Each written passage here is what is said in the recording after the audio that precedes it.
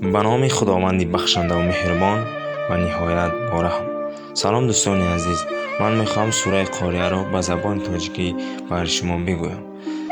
سوره قاریه از 11 آیت عبارت است و به زبان تاجیکی کوبنده می باشد. به نام خداوندی بخشنده و مهربان و نهایت بارحم. کوبنده یعنی قیامت. چیست آن کوبنده و تو چی میدانی که آن کوبنده چیست؟ روزی که مردمان مانند پروانه های پراکنده باشند و کوه مانند پشمی رنگینی حلاجی شده باشد، اما هر که پهلوهای حسنات او گران شد، پس آن شخص در زندگی پسندیده باشد، و اما هر که پهلوهای او سبک شد، پس جای مانند آن شخص حاویه باشد. و چیز تو را آگاه ساخت که حاویه چیست؟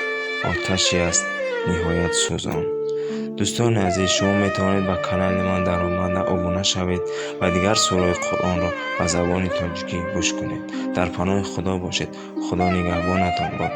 خدای مهربان گناه همه را مغفرت کند.